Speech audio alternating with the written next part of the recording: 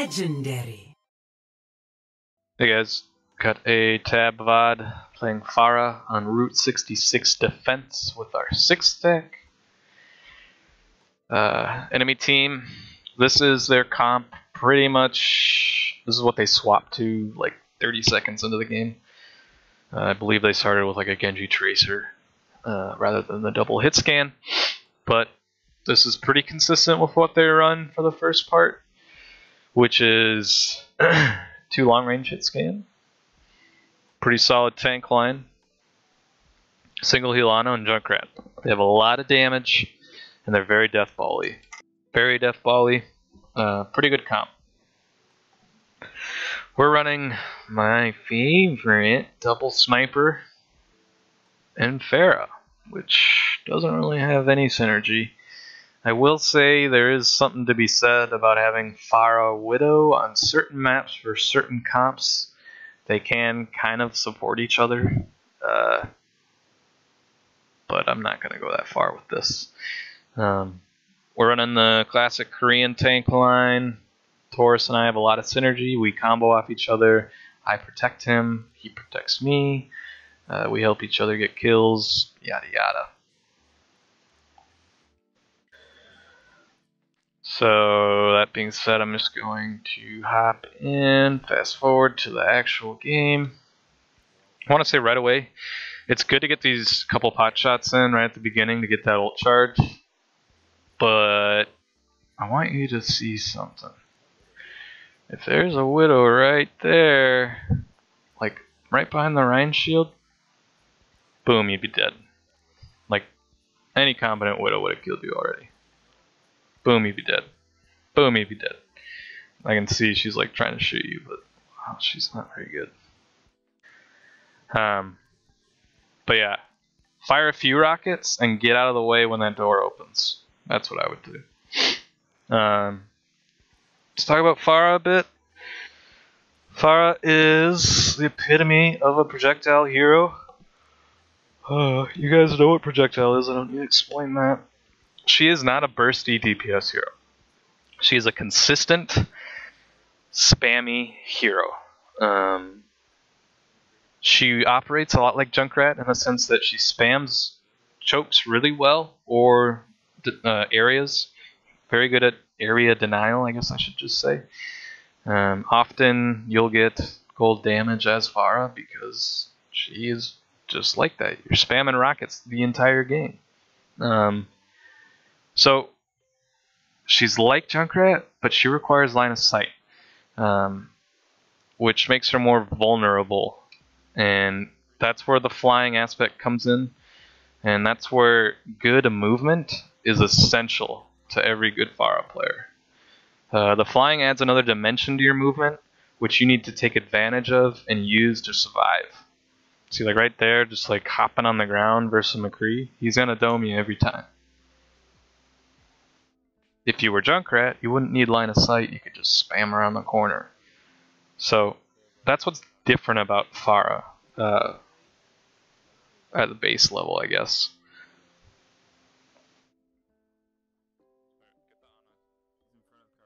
So that being said, you don't want to be playing this aggressive here. They have a McCree, they have a Widow, and you just now hit tab. So you died to a McCree and a Widow without ever knowing that they had swapped to that. I'm not sure if you remembered that they swapped McCree Widow, but you died to it again. So you don't want to be playing this far forward. You're going to want to think in terms of area denial here. You're going to want to back up, find a good area to reside in, and find some good sight lines to spam. If you try to push into this double hit scan, they're just going to pop you. You can't take that ground from them unless you get a gnarly conk. But see, right when I say that, you just conk the Rhinen. But when you try and push in and fly up and over McCree Widow, they're just going to pop you. So conk's good for cleaning up fights, but like me personally, I use concussion more often than not defensively. If I feel like a fight's going our way, I'll use it offensively. You can use it to set up a boop into a rocket, just to control where your target is going.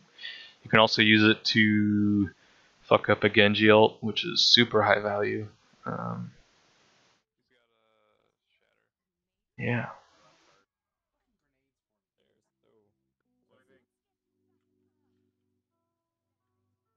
Always remember the martyrdom when you're meleeing a Junkrat. I don't think I need to explain what you just did there. I think you realize it immediately. So you said in the VOD that you didn't know the Genji was there, which is fine. But if you had known the Genji was there, just remember to track things like deflect and flashbang, especially when you're going in for such a close barrage.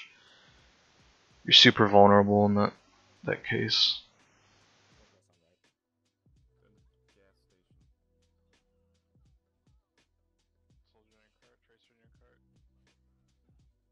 So you still haven't really checked their comp.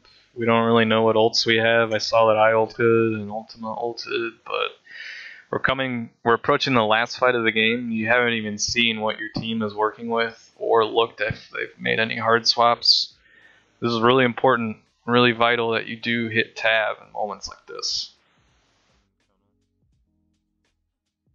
So we lose this fight. I'm just going to go ahead and say that. Because we are holding way too far forward. They are fully committing to this fight because it's the end of the match. They got to blow all their ults. They got to push it together as one unit, and that's what they're going to do because they want to try, right? It's a last push. We needed to back the fuck up. Monster was up at the billboard. Terrapin was up at the right tunnel. You were holding like right above the cart, and the tanks were spread out around the cart, and we were just too far forward. We should have backed up. Their Tracer made a good play. She one-clipped Monster and then bombed Ultima. But that could have been avoidable if we had either positioned back up on the gas station or back behind the cart so that we were all fighting as a unit.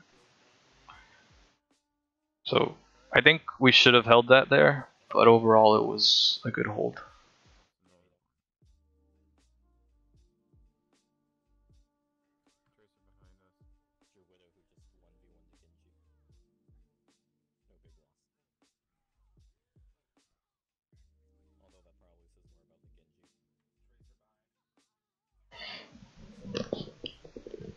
Yeah, this Tracer goes pretty hard on this stage. Streets is interesting. I'll talk briefly about the Streets phase.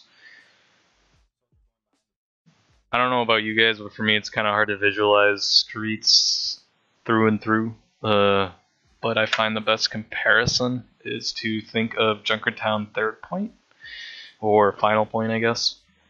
It's a very similar layout. You come in through a gate that shuts with two side doors. Obviously, you got the side tunnel here, which adds another dimension. But it's a horseshoe. It's one big horseshoe with a quick shortcut, and it even has a secondary shortcut to the saloon. There's plenty of high ground. There's also high ground that goes around the perimeter. So it's very, very similar to Junkertown Third. So on Junkertown Third, we're still trying to figure out how to hold it, but you find most of your success by playing as a unit in the street behind the cart. That's generally pretty good on streets here. Also, holding on top of this bridge is generally pretty good on streets. You can have eyes on the tunnel while having eyes on the all three of the entrances over here. So if you're up here when we have Orion, so we should have been up here, you can react very quickly to the enemy team and position yourself accordingly. That, in my opinion, is the best way to hold this part, but I don't know. I'm not listening to comms, so I don't know what happened exactly. I think we kind of just got staggered pretty hard by their dive, and by that point they just pushed the cart through for free. As you can see, they have control over the stage now. Tab's just off on his own. So Streets kind of went to shit. We should have switched our comp up though and regrouped. We still only have one healer. We're still running double sniper. We have no ground. There's no way to take back ground with this comp. Like, we just have to surrender this point basically. Unless we get like a crazy old combo, but just looking at it, like, there's not much we can do with this comp here. Like, you can push through the tunnel and die, or go main and die. Like, you're not gonna get advantage as double sniper Pharah. So, third point, you are no longer limited to the confines of the skybox. You are now limited to the confines of this industrial building, which is way worse. Their soldier is going to be able to hit you anywhere that you go here. You really don't have any place to hide. There's no real good spam points. Like, if you want to play a spammy hero here, play Junkrat, you know. A lot of competitive teams, or pro teams I should say, they will switch when they get to this point. Offense and defense even. They will switch when they get to third just because the landscape changes so much. People just don't play Pharah here, for the most part. It's tough. I swapped to Zen, so we got the Discord, we got the extra heals.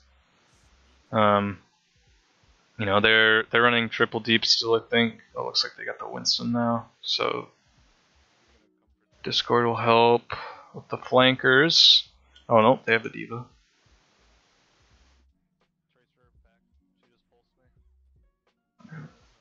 D.Va taking the 1v6. So they're kind of disjointed. Tracer's going for the crazy plays again. So I want to say something about third. Holding third. Holding third. I want a good shot though. This is good. Holding third point. I haven't really gotten a lot of opinions on this, but this is my personal opinion, how I feel about third point. Pretty much everything in this area is like good for defending, in my opinion. Once I take that third, or once I take second point, it's really hard to do a forward hold. For two reasons. They have a high ground flank when you're holding up in front there, and second, they have a closer spawn when you're holding up there. So they have spawn advantage, and they can surprise you from the high ground, which can suck ass sometimes. So I actually prefer just kind of letting them come in. You know, if we have a few ults, sure, we can take a fight early, but letting them come in and taking some fights back in this part of the stage. Because if we're back here and we control the semi and have eyes on the two flanks here, we can be very reactive. Especially if we let the cart get here, then we have a little extra cover. And we just kind of control the zone here. If we do a good job communicating and controlling the area, this is, in my opinion, the best place to hold. So yeah, I just wanted to point that out and make a point about this dumbass soldier. So that was a good ult, or that was a good barrage by Tab. This soldier right here, he comes in, running up behind cart. They got like a minute and 17 seconds left. He comes in running behind cart, pops visor, just hoping he's gonna kill people. This is not how you play soldier, especially here. When he approached the cart, he should have noticed that nobody was up here. He should have immediately sprinted up here, popped Q, shot Tab out of the sky, and probably could have wiped us. That's what any smart soldier would have done. I just wanted to point that out. Obviously good barrage. That was the target to kill there. he still could have gotten some value out of his attack visor. We may never know. So, but that was some dumbass soldier play in my opinion. So 60 seconds left.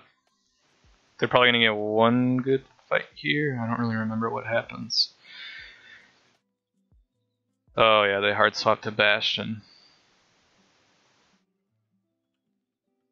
So they're running this dive Bastion Junkrat Ana. 30 seconds left. Getting that kill on the D.Va is actually a pretty big deal, because chances are their team is going to engage before that D.Va gets back.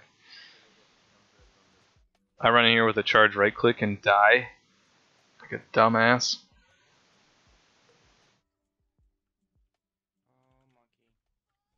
Ten seconds left. D.Va gets back, but her team's kind of MIA. I don't even know where the fucking Winston is ulting at. He does kill monster. Tyre gets tab. Bastion got Taurus.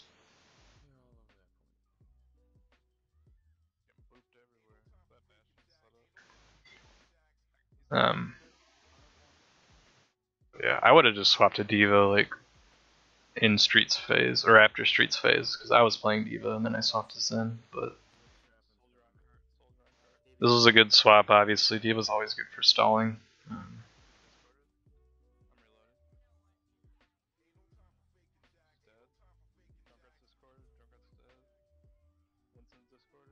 It's pretty miserable engagement by them. Starting at the 1 minute mark, it just never ended.